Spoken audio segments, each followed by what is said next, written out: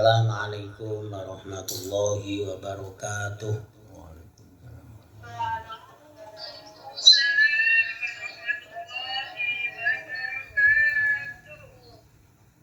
Bismillahirrahmanirrahim. Alhamdulillahilladzi qala rabbi shrah li sadri wa yassir li amri wahlul 'uqdatam min lisani yafqahu qawli. Allahumma shalli wa sallim wa barik ala sayyidina Muhammad wa ala alihi wa ashabihi ajma'in, amma ba'du, la haula wa la quwwata illa billahil aliyyil azim.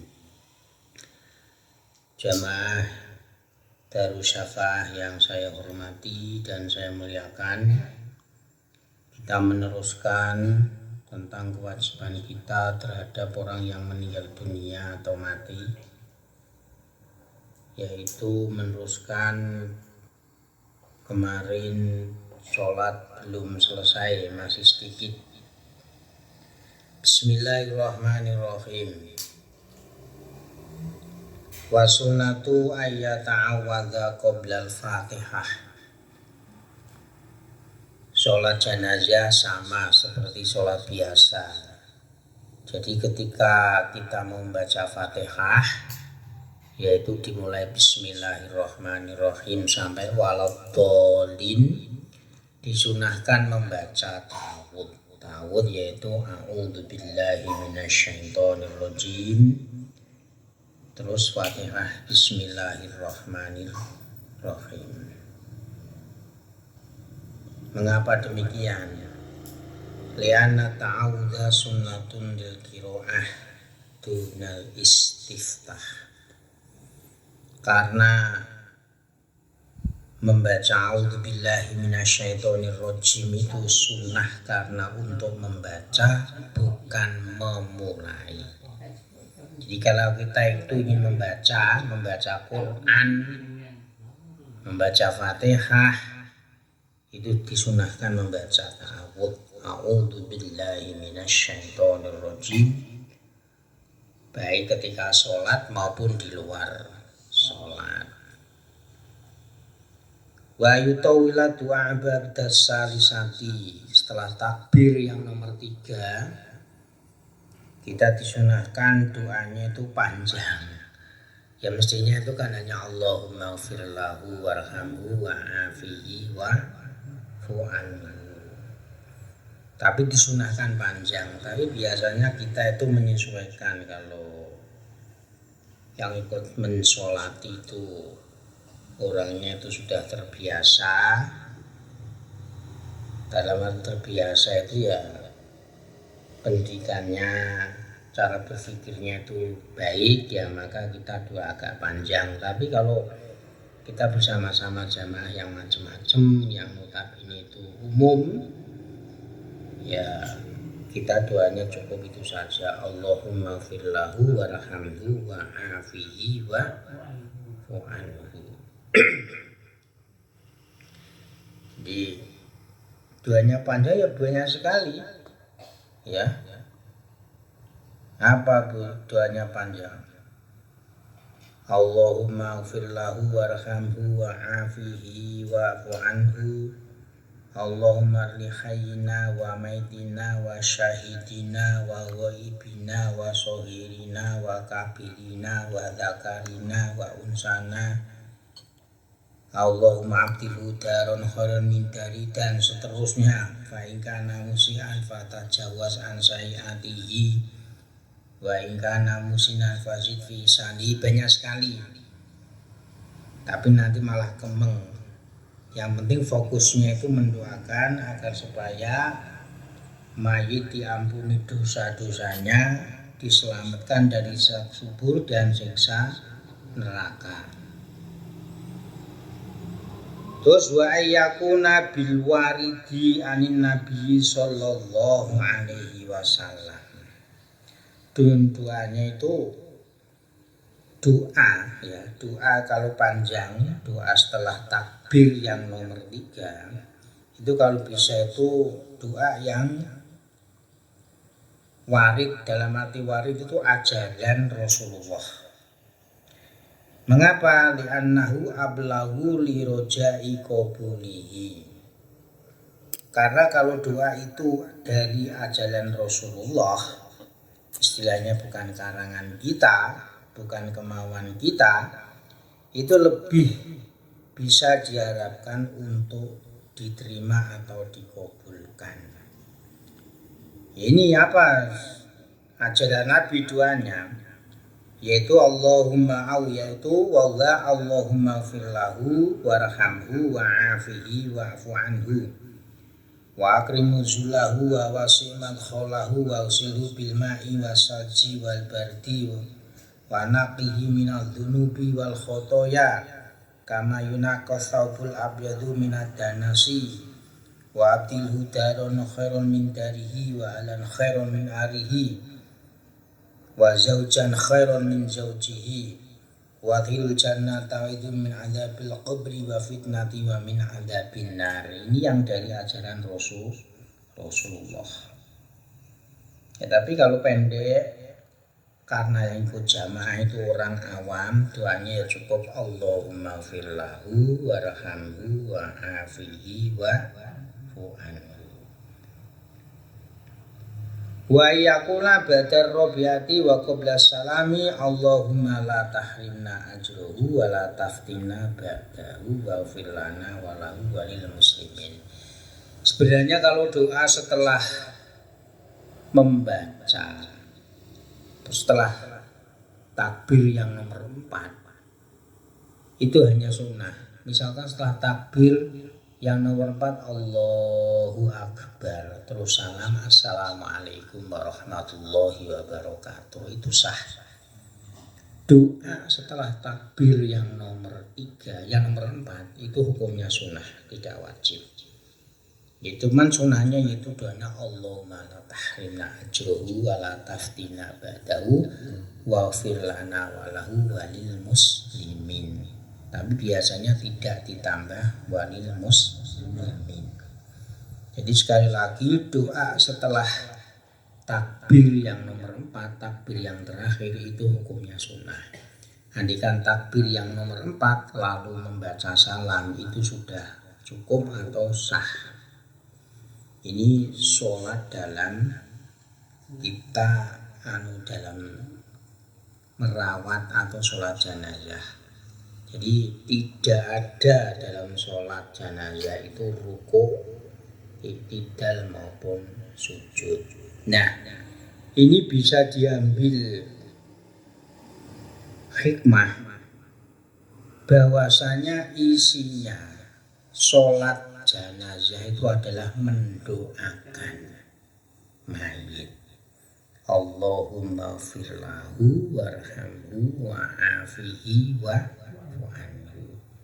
Nah, dan doa ini oleh siapapun, dalam arti oleh siapapun, tidak harus kerabatnya, tidak harus keluarganya, tidak harus anaknya, tidak harus orang tuanya, siapapun mendoakan orang yang mati, orang yang meninggal dunia itu boleh, hukumnya sunnah. Jadi kalau yang boleh itu kan syariatnya hanya sholat saja. Sholat itu isini apa? Isini pun doa ini si mayit. Itu kan hanya kewajiban saja. Berarti di luar sholat jenazah pun kita mendoakan, itu hukumnya sunnah. Dan tentu dengan keikhlasan hati, maka doa itu akan sampai kepada si mayit. Jadi kita cara berpikirnya itu jangan sempit. Yang disyariatkan itu kan hanya sholat jenazahnya saja. Jadi sholat jenazah itu isinya itu apa kan doa. Jadi kalau dalam hadis, jadi dalam hadis itu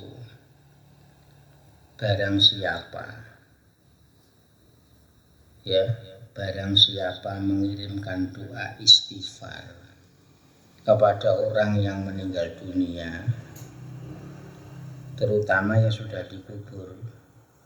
Maka bila pahalanya, tentu dengan syarat ikhlas, bila pahalanya itu nyampe kepada orang yang meninggal dunia, kanat ahabba ilaihi minad dunya wa ma fiha, maka hal semacam itu akan sangat disenangi, disukai oleh orang yang meninggal dunia daripada dunia dan seisi-isinya.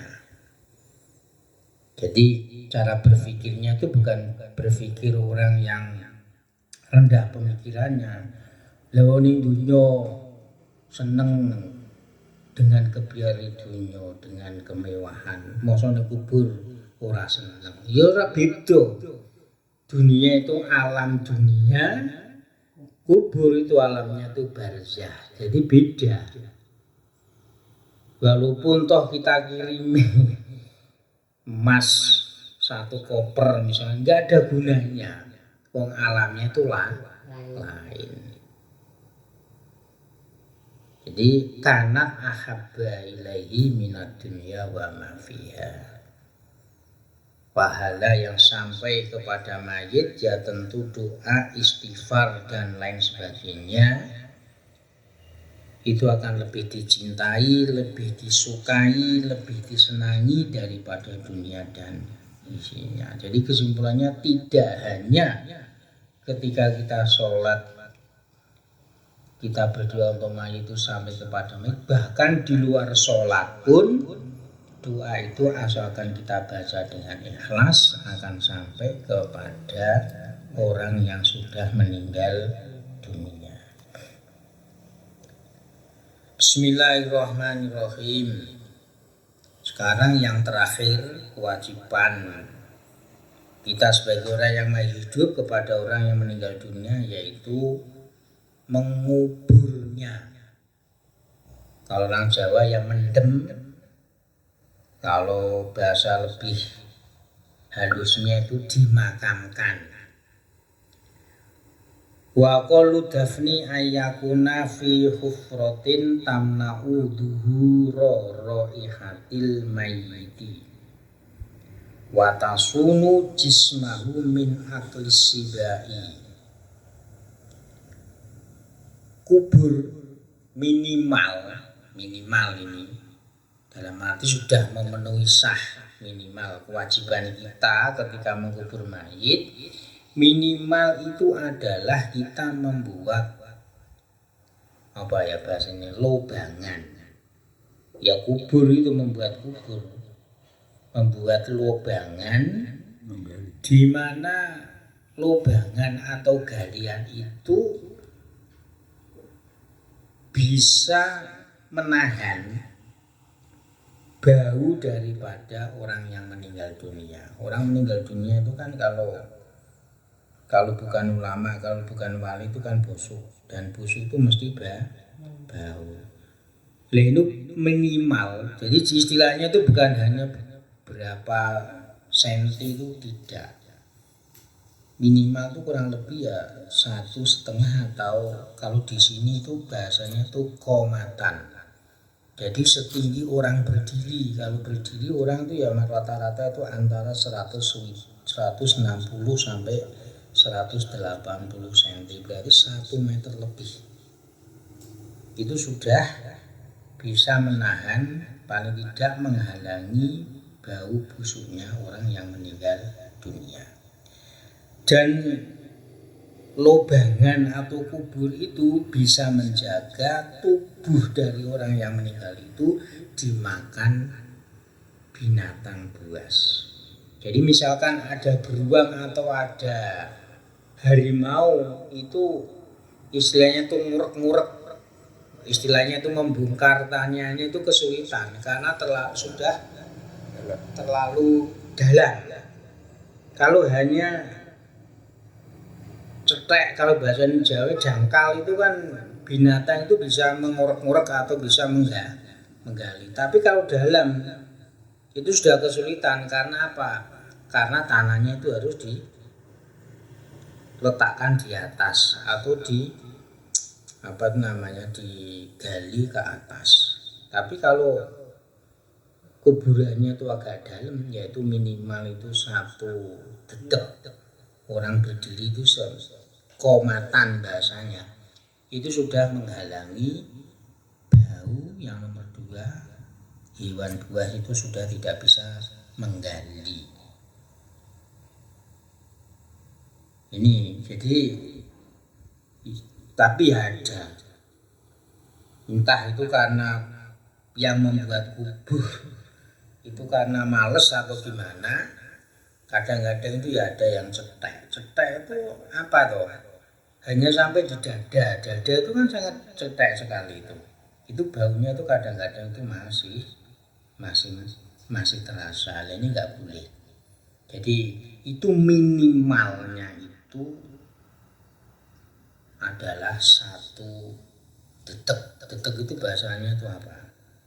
Pokoknya orang berdiri sekitar 1,60 meter sampai 1,80 cm. Jadi jangan sampai dangkal sekali. Kalau dangkal sekali, 1, bau itu arteriosium. Yang nomor 2 itu bila ada binatang buas itu bisa mengorek-ngorek atau bisa menggali memakai kakinya. Wa akmalu ayyakuna filahdin ingkanatil ardu qawiyatan wa fi syaqqin ingkan natrohwatan. Sedangkan kalau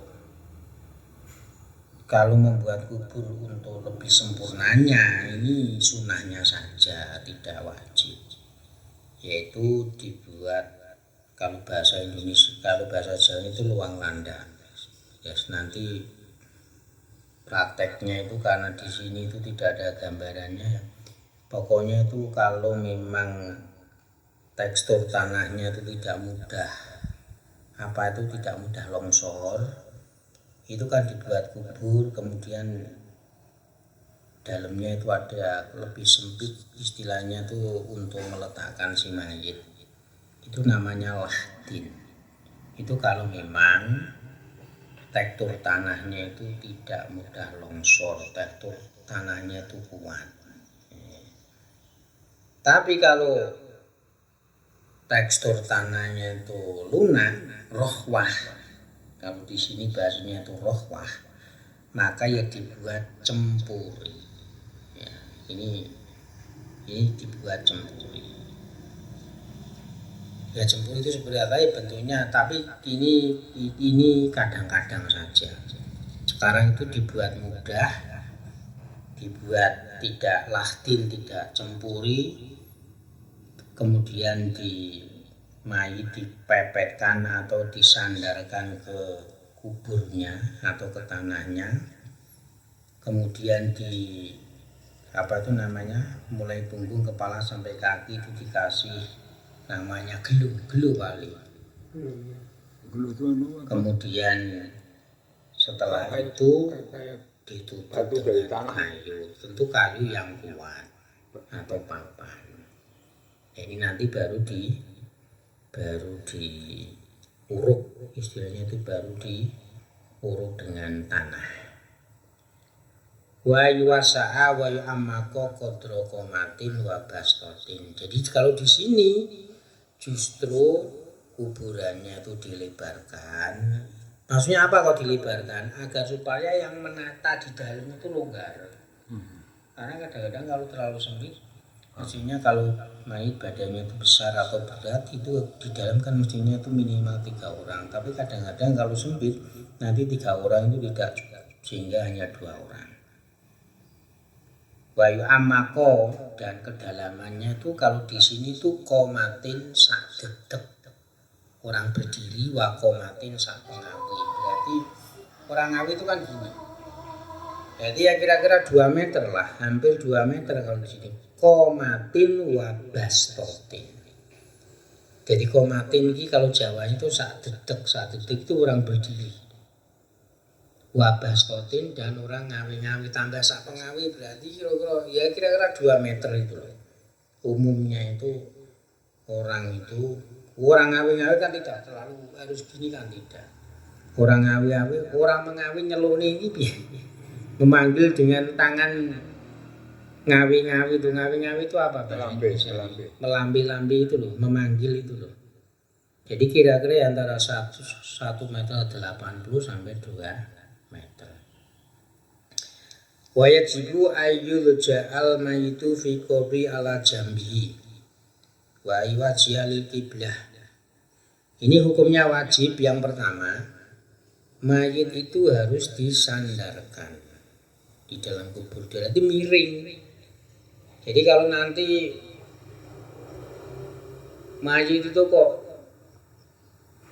melumah itu bahasa Indonesia apa paling? Terlentang atau tengkurap itu tidak sah. Harus miring dihadapkan ke kiblat.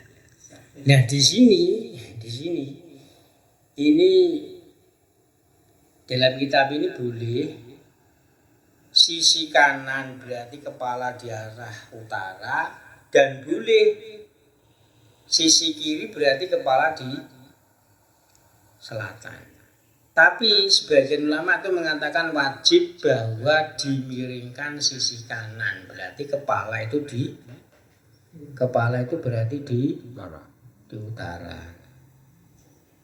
Tapi dalam kitab ini memperbolehkan yang penting menghadap ke kiblat. Itu boleh sisi kiri, berarti kepalanya itu di selatan.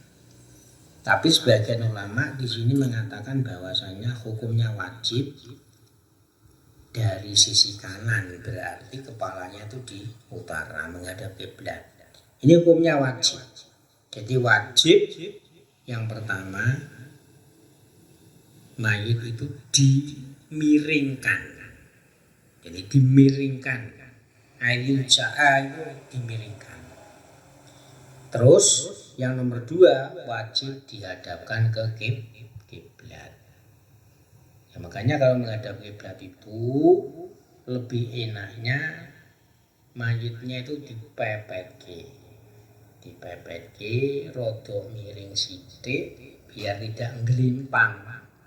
Terus akhirnya nanti dari arah kepala belakang sampai kaki itu diberi namanya gelu. Kalau orang Jawa mengatakan gelu. Nah, wasunatu ayyakuna alal jambil aiman. Sunahnya itu adalah sisi kanan. Tapi syaratnya itu ada yang mengatakan itu wajib. Tapi dalam ini hukumnya sunnah. Jadi misalkan ini yang namanya, yang penting kan menghadap kiblat. Menghadap kiblat itu arahnya itu barat. Kepalanya di selatan monggo, di arah utara monggo.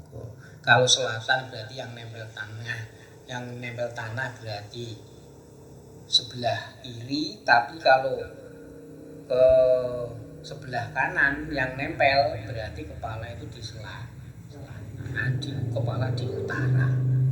Kalau yang nempel tanah itu sisi kanan. Jadi hukumnya wajib, harus miring. Tidak boleh melumah atau tengkurap, itu tidak boleh. Dan yang nomor 2, wajib menghadap kiblat.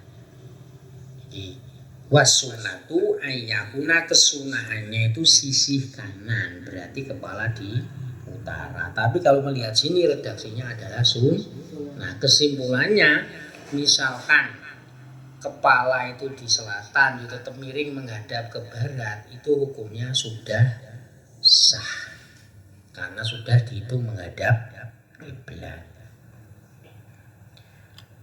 Wa yurasha qabru bima'in baridin. Ya. Dan sunnah, apa itu sunnah?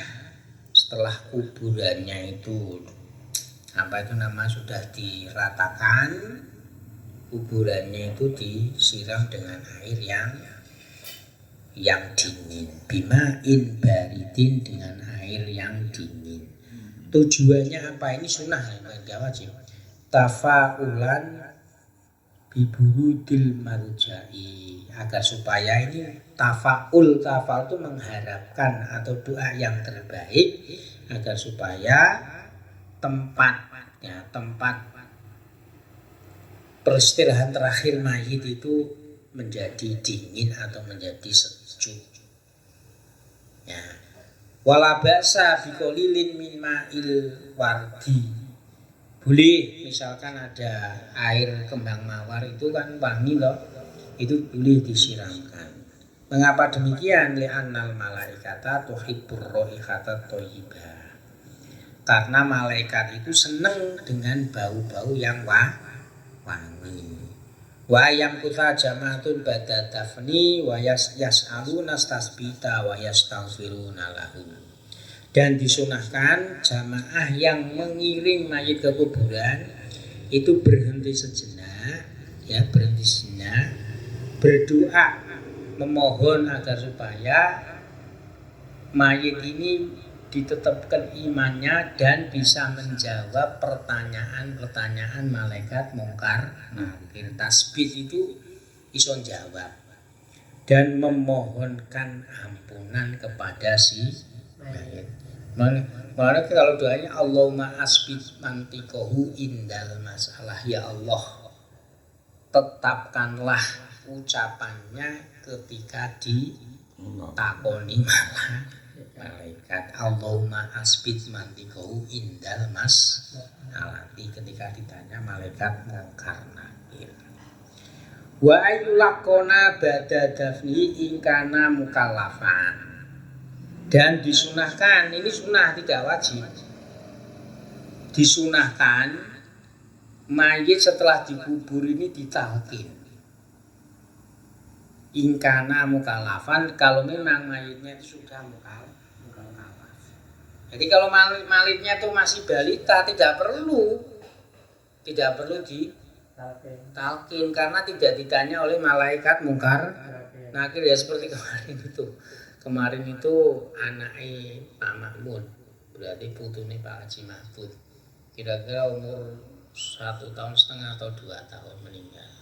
Ya mungkin orang-orang tidak mengerti, saya ditanya, pokoknya nanti doa dikubur, saya terangkan ini tidak ada yang namanya talqin karena anaknya ini masih balita, apalagi umurnya itu 1,5 tahun, karena tidak ditanya oleh malaikat mungkar. Nah, kita doa bersama-sama, terutama mendoakan kedua orang tuanya. Jadi sunnah ditalqin itu kalau mayitnya itu sudah mukallaf atau dewasa.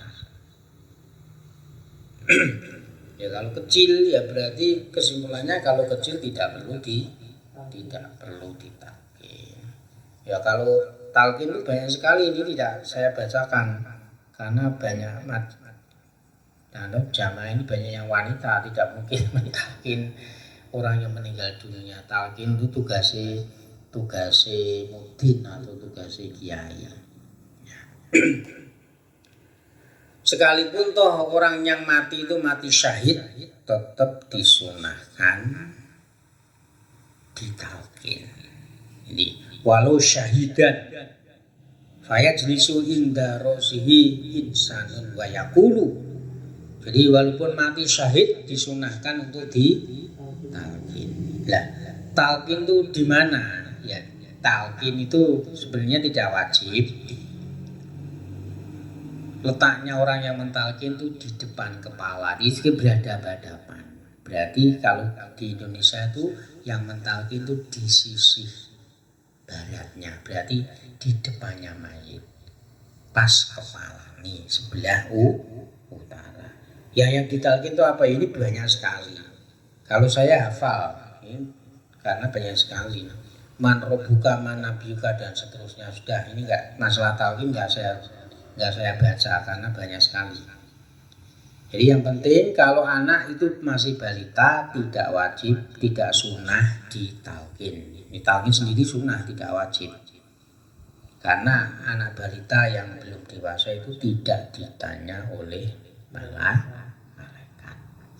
Wa ayu azza alhu badamatu ila salasati ayamin wala yajuzu dafnu. Dan disunahkan kita ini bertakziah. Takziah itu bahasa Jawanya itu ngayem-ngayem. Kalau bahasa Indonesianya itu ya takziah. Takziah itu tujuannya supaya keluarga yang ditinggalkan itu hatinya itu tidak sedih atau tidak duka terus menerus. Dan ini batasannya itu hanya sampai tiga hari, tidak sampai lebih. Kalau sampai lebih itu justru malah hukumnya itu makruh. Hukumnya makruh, kecuali rumahnya jauh karena baru bisa datang mungkin 1 minggunya. Jadi minimal atau maksimal orang taziah kepada keluarga yang ditinggalkan itu adalah 3 hari. Wala yajuzu dafnu maitatani fi qablin wala yumbasu qabru qabla balil mayiti lidafni maitin akhara aw ghairihi illa lidururatin. Tidak diperbolehkan, bahkan hukumnya itu haram, ya, bahkan itu hukumnya haram, mayit 2 dikubur menjadi 1. Wala yajuzu dafnu maitataini fi qablin bal yufradu kullu wahidin bi qabrin. Ya, ini tidak diperbolehkan, dan ini hukumnya makruh kalau memang mayitnya itu tunggal kelamin. Jadi boleh tapi hukumnya makruh, podo lanangi utawa podo wedoke. Jadi wa yukrahu dzalika ini tahada anwa'an wa ikhtilafan wa kana bainahuma mahramiyatun. Jadi tidak diperbolehkan mengubur mayit 2 menjadi 1 kubur itu loh, 1 kubur. Hukumnya haram dengan syarat itu tidak satu kelamin. Berarti lanang karo wedok enggak boleh. Ya. Tapi nek lanang padha lanang, mayit loro lanang kabeh, ini boleh. Tapi makruh. Makasih, Mbak. Atau mayitnya tuh perempuan 2, ini perempuan semuanya dikubur jadi 1, boleh, tapi makruh. Atau beda, ya tetap hukumnya makruh, beda. Lanang wedok tapi suami istri, ini makruh. Karena suami istri, andikan itu bukan suami istri, ini hukumnya haram. Karena suami istri makruh. Atau keluarga tunggal mahram, saya dengan adik saya perempuan, ini boleh, cuman makruh. Wa illa haruma, kalau tidak karena mahram, tidak karena istri, maka hukumnya haram. Misalnya istilahnya itu orang lain, ada mayit laki-laki, ada mayit perempuan, orang lain, kok jadi 1, ini hukumnya haram. Wa illa haruma wala yumbasul qabru qabla bil mati, dan setelah mayit ini rusak, dalam arti sudah busuk, sudah rusak, ini tidak boleh dikeduk. Keduk itu apa ya? Keduk itu dibongkar.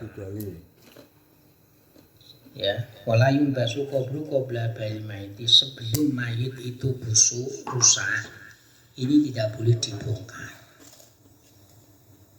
Saya ulangi, wala yumbasu, mayit sudah dikubur tapi mayitnya itu diperkirakan belum rusak. Sekarang kalau otopsi ya, otopsi itu karena darurat. Kalau sudah rusak ini boleh, tapi kalau belum merusak, belum busuk, ini tidak boleh. Fa innahu la yabla li dafni maitin akharu aw ghairihi. Jadi misalkan Sukron mati oleh seminggu, kan belum rusak. Lah kok dibongkar kanggo mendem liyane, ini enggak boleh, hukumnya haram. Mengapa haram? Lihat ki hurmatihi, karena merusak kehormatan mayit. Ini enggak boleh. Jadi ono kuburan kas seminggu durung rusak, dibongkar kanggo ngubur meneh liyane, enggak boleh. Makanya kalau di tanah haram Madinah atau Mekah itu kan berapa tahun, paling 2 tahun setengah kelihatannya ya, 2 tahun setengah. Nanti kalau ada yang mayit yang utuh ya dikembalikan, enggak dibongkar. Memang seperti itu, memang dalam syariat Islam itu mestinya seperti itu. Bahkan membangun atau istilahnya itu mempercantik kuburan pribadi itu hukumnya itu makruh. Bahkan ada yang mengatakan hukumnya itu haram. Karena apa? Atau menyia-nyiakan harta. Jadi kalau kita itu ingin membahagiakan orang tuanya sudah meninggal dunia, yaitu dengan doa dan istighfar, dengan sedekah dan lain sebagainya. Jadi tidak boleh ada kuburan baru 1 minggu atau 2 minggu diperkirakan mayitnya itu belum rusak. Ini kok digali, ini nggak boleh. Tujuan gali itu apa? Ya untuk mengubur mayit yang lain misalkan. Illa li darurotin, kecuali karena ada darurat, keperluan yang mendesak. Contohnya apa? Biangkah turul mauta, dengan gambaran wakeh wong mati kalau begini Aceh ketika ada tsunami itu matinya itu berapa? Diperkirakan itu 224.000. Ya ini kuburnya yaitu berarti kuburan massal. Kuburan massal gelem ra gelem yo dijejerni. Ya ini karena darurat. Karena darurat itu diperbolehkan. Atau mungkin juga ada keperluan otopsi. Matinya itu karena terbunuh atau diracun, ini kan sebelum busuk itu kan bisa. Nah ini namanya darurat karena ada keperluan medis. Demikian kurang lebihnya, mohon maaf. Subhanal qayyimid daimi, subhanal hayyul qayyumi, subhanal hayyil ladzi la yamutu, subhanallahil azim bihamdi subhan qudusun rabbil malaikati war ruh, subhanal aliyil a'la, subhanahu wa ta'ala. Al-Fatihah.